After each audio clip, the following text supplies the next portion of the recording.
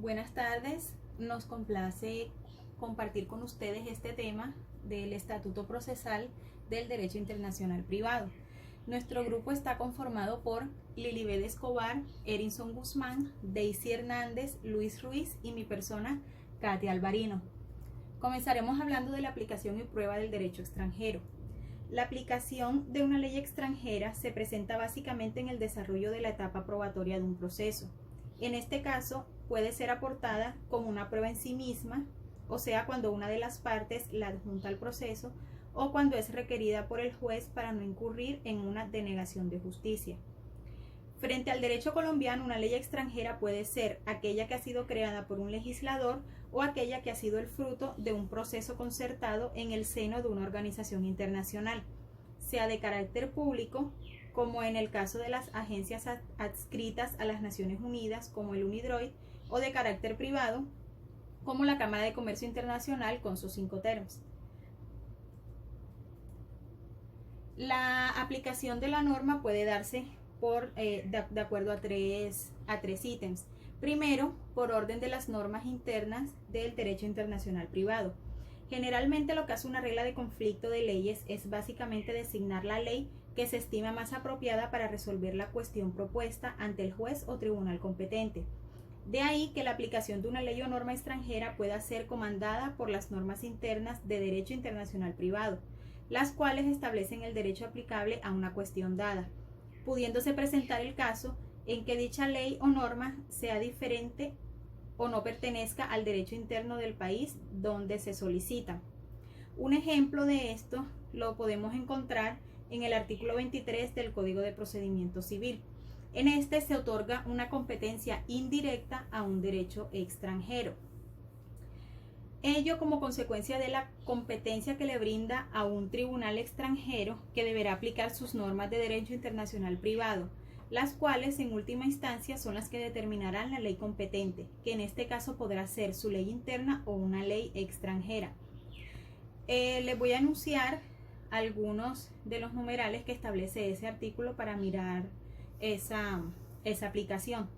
Artículo 23, reglas generales. La competencia territorial se determina por las siguientes reglas. Entonces, en el numeral tercero menciona, siendo dos o más los demandados, será competente el juez del domicilio de cualquiera de ellos, elección del demandante. Aquí vemos entonces que la competencia indirecta se aplica cuando se menciona el juez del domicilio. En el numeral octavo también se menciona que en los procesos de responsabilidad extracontractual será también competente el juez que corresponda al lugar donde ocurrió el hecho. También en este numeral vemos esa asignación de competencia indirecta. En cuanto a la aplicación de oficio de las leyes o normas extranjeras, que es otra forma de la cual puede aplicarse, la aplicación de la ley extranjera también puede ser aplicada de oficio. Esto se da cuando el juez advierte que una ley extranjera puede adaptarse mejor al litigio que tiene frente a él. En este caso, aunque se presente como poco probable, el juez que ha sido declarado como competente puede aplicar una ley extranjera perteneciente a un derecho determinado o puede dar aplicación a una ley o norma perteneciente a una normatividad internacional. Como ejemplo de eso, también lo evidenciamos en el artículo 23 del Código de Procedimiento Civil colombiano antes analizado. Por ello, cuando el juez pretenda aplicar de oficio una ley extranjera, entonces deberá ceñirse a lo señalado por sus normas procesales establecidas al efecto. Y la última forma para la aplicación de esta norma encontramos que puede ser por solicitud de parte. En cuanto a las materias en que las partes pueden disponer libremente de sus derechos, la aplicación de la ley o norma extranjera está supeditada a la reivindicación de la misma por parte de aquellas, en cuya ausencia no habrá aplicación alguna. Cuando es en las partes en quien recae aportar la ley al proceso, aparece la denominada carga de la prueba, que consiste básicamente en establecer los hechos de los cuales depende el éxito de la pretensión. En otras palabras, se debe aportar las pruebas. El aportar las pruebas le corresponde a quien afirma o acusa y no al que niega o defiende. Por ello, la prueba de la ley o norma extranjera deberá ser asumida por aquella parte que pretende establecer sus derechos invocando el derecho extranjero señalado por la regla de conflicto. Ella debe mostrar que mediante la aplicación de la ley local se conduciría a un resultado diferente al que emanaría de la aplicación de la ley extranjera. De ahí la necesidad de que se demuestre la existencia de aquella diferencia, invocando el contenido de la ley extranjera. Continuando con la intervención sobre el estatuto procesal, en el caso de los medios probatorios, algunos países como Alemania, Suiza y Francia mantienen una regla general, es decir, que la ley extranjera debe ser aplicada de oficio. Cosa contraria con Inglaterra, que ellos generalmente utilizan el common law y estos imponen tal obligación en cabeza de la parte interesada. Por lo general, la legislación europea aplicable al asunto de medios probatorios tiene en cuenta la ley extranjera, que es un asunto de derecho, por lo tanto su prueba es de oficio. Pero se puede decir que hay una excepción, ya que en la Convención de Montevideo hubo una contradicción porque la mayoría de los países estaba de acuerdo con la regla general, que era que el juez debía aplicar de oficio los medios probatorios, y otros países, entre ellos Inglaterra, decía que esta aplicación de la ley extranjera debería ser a solicitud de las partes. Los alemanes, como anteriormente lo mencioné, sus pruebas eran de oficio, sin importar si cualquiera de las partes alegaba el medio probatorio.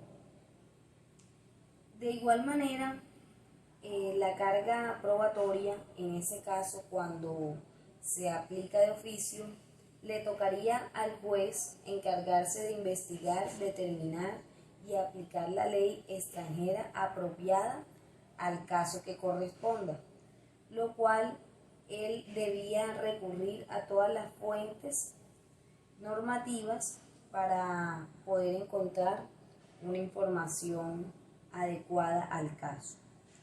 Por ejemplo, en Suiza, en 1987, se creó una obligación procesal a cargo del juez, donde debía determinar oficiosamente el contenido de la ley extranjera aplicable al asunto que se fuera a resolver. Cabe resaltar también que la ley extranjera contiene una carga probatoria hacia las partes cuando ellas la solicitan. Por ejemplo, en los asuntos patrimoniales muchas veces las partes son las que alegan que se lleve al proceso la ley extranjera. En el caso de Inglaterra, los jueces no aplican así. Los jueces revisan la norma interna, hacen o resuelven los asuntos o los temas por medio de las normas internas, y si alguna de las partes alega incluir al proceso una ley extranjera, pues ellos la tienen en cuenta, pero solamente si las partes la alegan o no. También en el caso de Colombia se tiene en cuenta una premisa, que es que la carga de la prueba es la que determina cuál de los sujetos procesales deberá en este caso proponer, preparar y suministrar las pruebas en un proceso. Esto quiere decir que dependiendo de la clase de ley extranjera a la cual se debe aprobar o el asunto que se esté tratando, de esta manera se va a resolver, porque en Colombia puede que haya una ley donde permita que el juez oficiosamente realice esos medios de prueba porque la ley extranjera lo estipula, es decir, ya está escrito. Pero cuando no está escrito, el juez colombiano no la decreta de oficio, sino que le da esa facultad a las partes si quieren o no adoptar una ley extranjera, dependiendo el caso. Las jurisdicciones con el sistema legal de common law establecen la carga de la prueba de la ley extranjera en cabeza de la parte procesal que alegue, es decir, a las partes interesadas. Dependiendo el tipo de norma que se esté tratando, es decir, si está escrita o no, así se determinará el medio probatorio. Si va a ser en cabeza de un juez para decretar de oficio o si es alguna de las partes interesadas las que traigan al proceso esa ley o esa norma extranjera. Cabe resaltar que los tratados internacionales suscritos por Colombia tienen el valor y la eficacia de una ley nacional cuando son ratificados. Es decir, estos convenios o estos tratados se ratifican y luego se publican en el Boletín Oficial del Estado para que así tengan ese valor y esa eficacia de una norma interna o norma nacional. Para concluir, se puede decir que las tradiciones legales tratadas en cuestiones de leyes extranjeras, se puede decir que ese conflicto de normas aplicables se le busca una solución jurídica dependiendo del tipo de norma a la que estemos enfrente, ya sea porque es un mandato, porque ya está escrito, o si solamente se quiere incluir a un proceso porque esta norma es beneficiosa para alguna de las partes. Siguiendo con la exposición, modelos teóricos de prueba del derecho extranjero. Existen dos modelos reconocidos. El primero, modelo de aplicación del derecho extranjero a instancia de parte. Fue desarrollado una de sus principales defensoras, Horatia Ward, explica y expresa la siguiente característica. Primero, el derecho extranjero lo deben probar las partes, dice esta importante jurista, quien es titular de la Universidad de París. Dice, el derecho extranjero lo deben de probar las partes. Además de ello, dice, el derecho extranjero es un mero hecho procesal y no es derecho. Otra característica, los tribunales permanecen al margen de la prueba de los hechos. Otra característica, dice, no deben existir lesión a la soberanía estatal del país cuyos tribunales conocen del asunto. Entre los países que desarrollan o siguen este modelo tenemos a Francia, a España, a Reino Unido, Argentina y Brasil.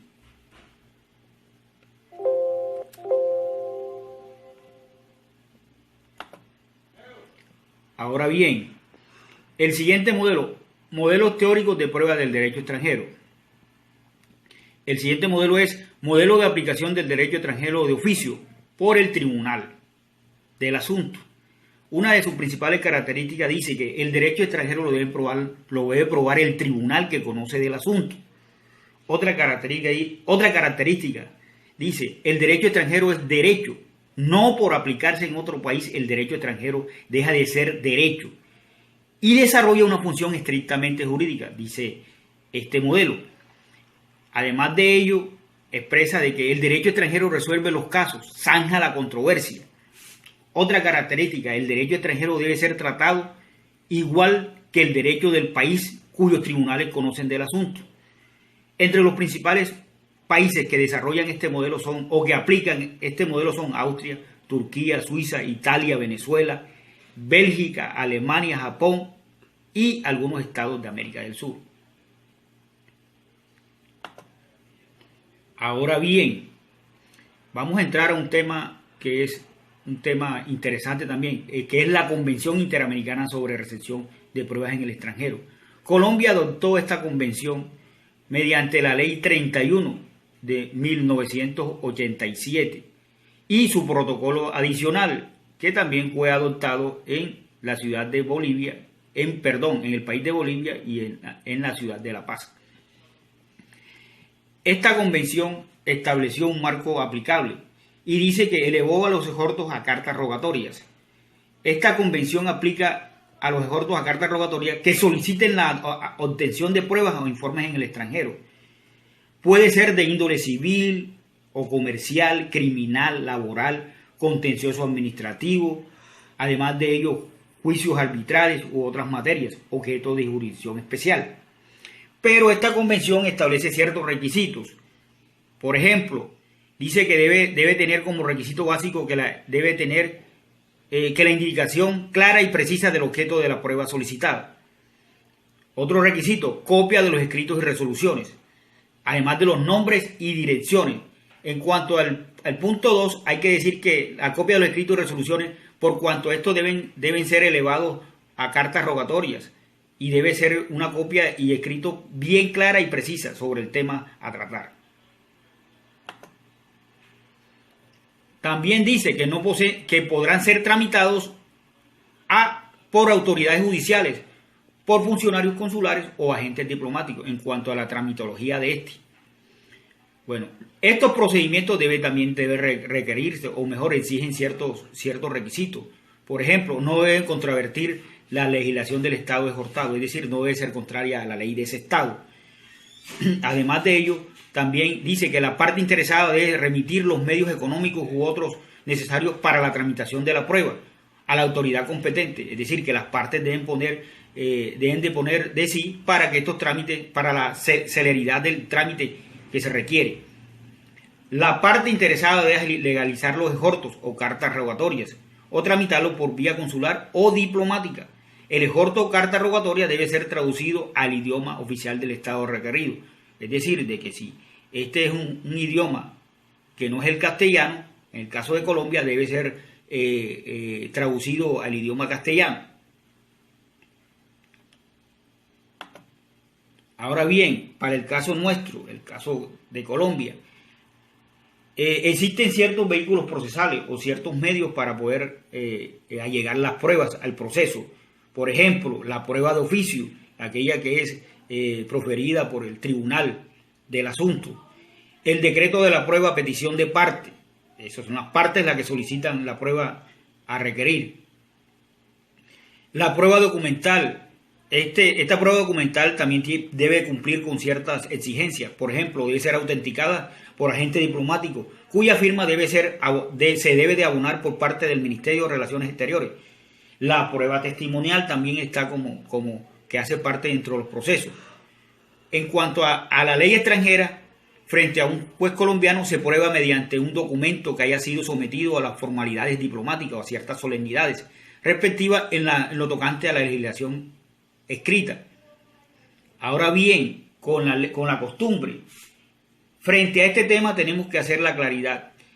El Código General del Proceso derogó el artículo 8 y 9 del Código de Comercio y aquí establece una distinción. Para ser más preciso, el artículo 179 del Código General del Proceso hace esta distinción y dice que la ley extranjera, o mejor, la costumbre extranjera es aquella celebrada entre los países y ese negocio jurídico nace entre los países, es una costumbre pública. Mientras que la costumbre internacional es aquel negocio jurídico que nace entre los particulares. Es preciso anotar esta distinción porque podemos incurrir en error. Ahora, frente a esta distinción, no debe existir, no tendrá que suplirlo con el derecho debe ser suplido con el derecho de especialistas en derecho comercial. También la idea de que la costumbre internacional, aquella que no pertenece a ningún estado o nación, como lo dije anteriormente, no tiene regulación probatoria definida. Bueno, mi nombre es Luis Ruiz y yo le voy a hablar sobre las notificaciones judiciales y el Tratado del Derecho Procesal de Montevideo. En sus artículos 2, 9, 5, 17 y 18 vamos a encontrar las pautas referentes al tema de exposición.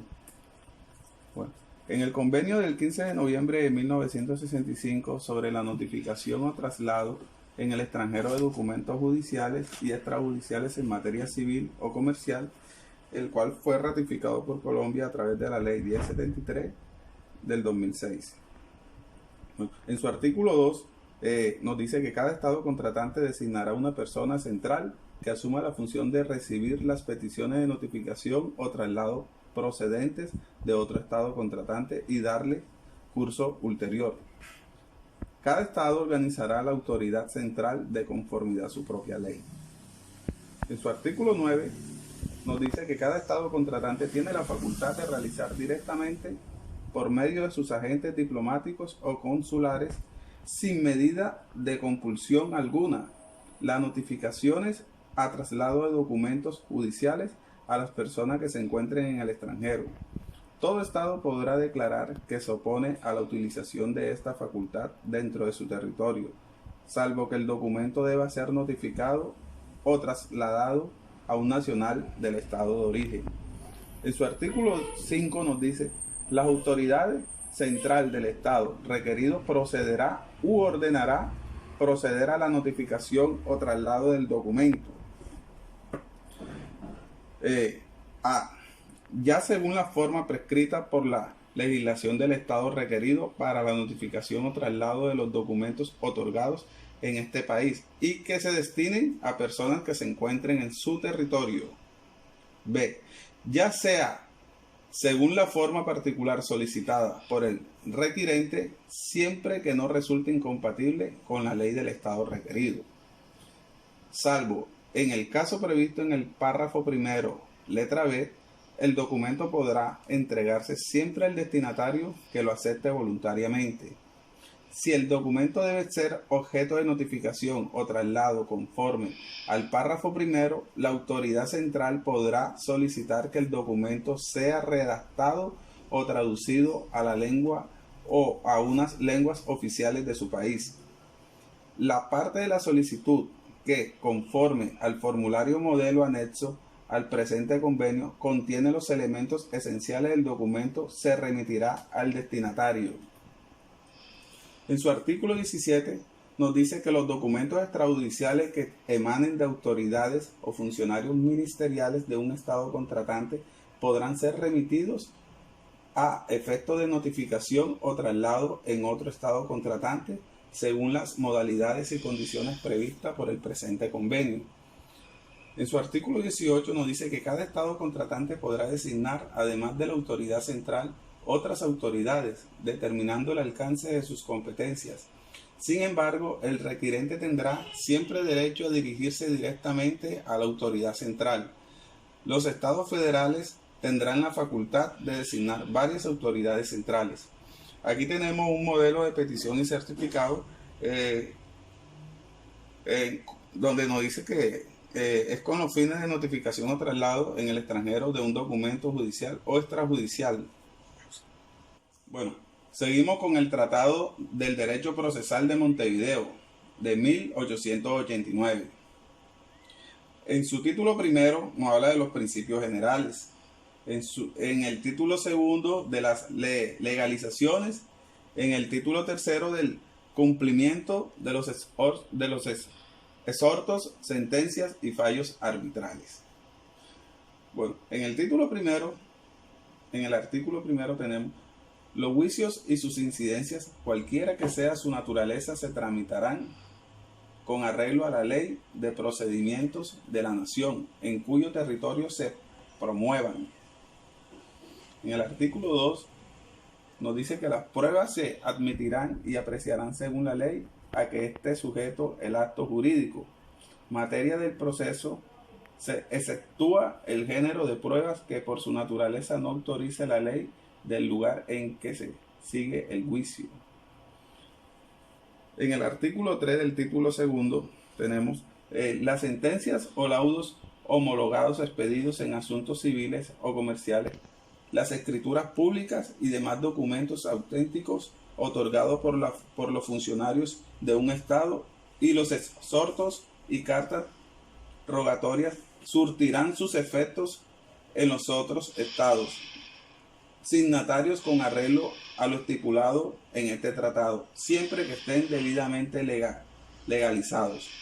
En el artículo 4 tenemos que la legislación se considera hecha en debida forma cuando se practica con arreglo a las leyes del país en donde el documento procede y éste se haya autenticado por el agente diplomático o consular, que en dicho país o en la localidad tenga acreditado el gobierno del estado en cuyo territorio se pide la ejecución.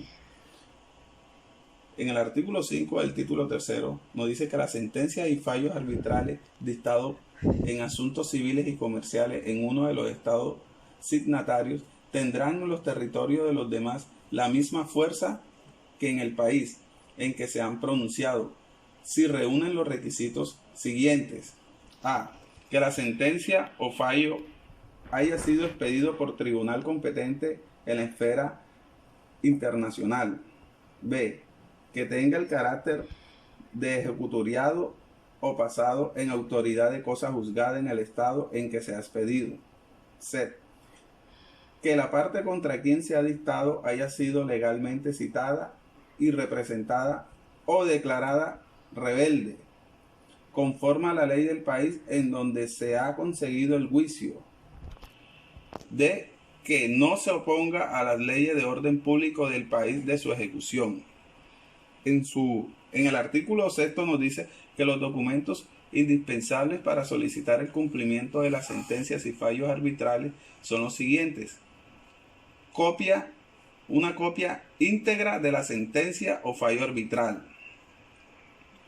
una copia de las piezas necesarias para acreditar que las partes han sido citadas, una copia auténtica del autor en que se declare que la sentencia o laudo tiene el carácter de ejecutoriado o pasado en autoridad de cosa juzgada, y de las leyes en que dicho auto se funda.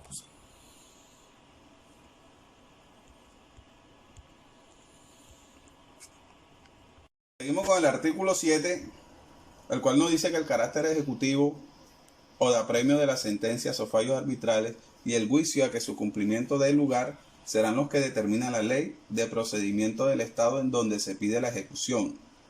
En su artículo 8, los actos de jurisdicción voluntaria, como son los inventarios, apertura de testamento, tasaciones u otros semejantes practicados en un estado, tendrán en los demás estados el mismo valor que si se hubieran realizado en su propio territorio, con tal de que reúnan los requisitos establecidos con los artículos anteriores.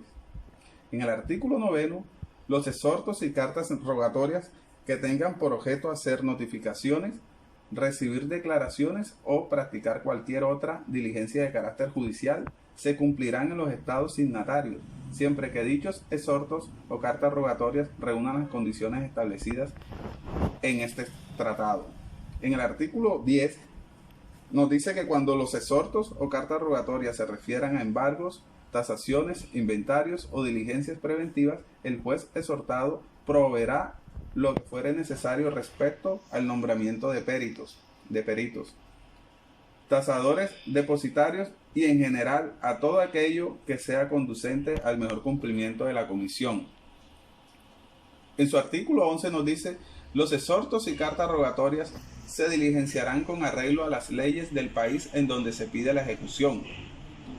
En su artículo 12 nos dice: los interesados en la ejecución de los exhortos y cartas rogatorias podrán constituir apoderados, siendo de su cuenta los gastos de estos apoderados y las diligencias ocasionen disposiciones generales.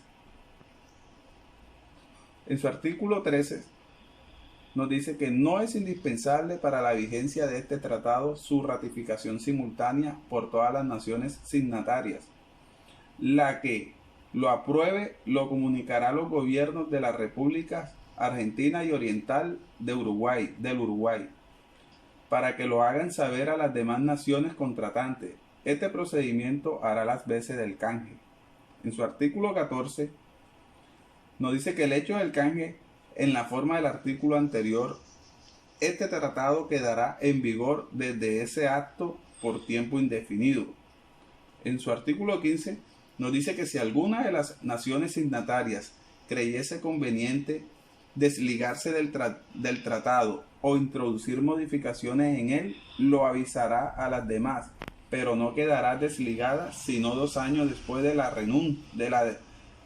denuncia, término en que se procurará llegar a un nuevo acuerdo.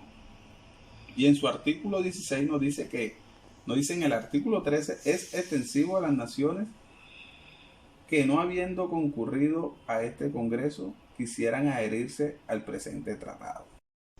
Hola compañeros, mi nombre es Daisy Hernández Morales.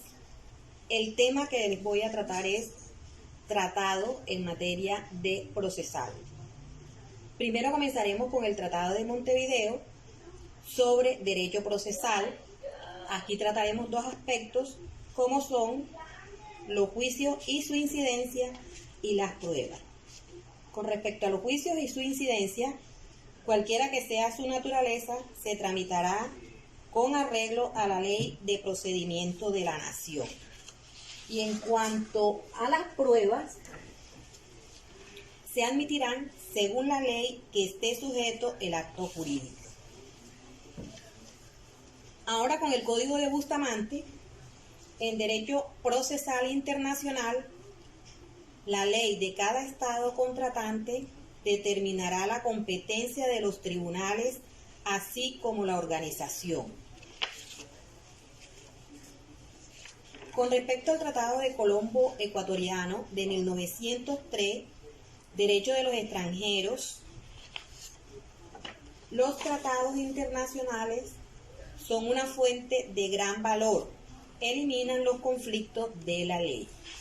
Otro aspecto que hay que tener en cuenta es el propio derecho interno de un Estado se remite a otras leyes extranjeras. Otro aspecto, el reenvío, puede ocasionar que se aplique la ley de un tercer Estado y está aplicando una ley extranjera. El siguiente aspecto es el reconocimiento de los derechos adquiridos, que se reduce en ciertos casos a la remisión de la ley nacional. Y por último tenemos la aplicación de los principios generales del derecho, hace aplicable el derecho extranjero. Este tratado de 1903 sigue muy de cerca las disposiciones de los códigos civiles de ambas naciones. El Código de Procedimiento Civil se trata también en el Colombo Ecuatoriano. Ahora quiero traerles un caso en el consultorio jurídico, estando en asesoría, un venezolano, profesor de una universidad aquí en Barranquilla, nos preguntaba qué debía hacer para que la validación aquí en Colombia de sus títulos de maestría, diplomados, que lo tenía otorgado en Venezuela. Gracias por su atención y aquí termina nuestra exposición. Tenemos la bibliografía de donde sacamos el trabajo expuesto y las diapositivas. Y muchas gracias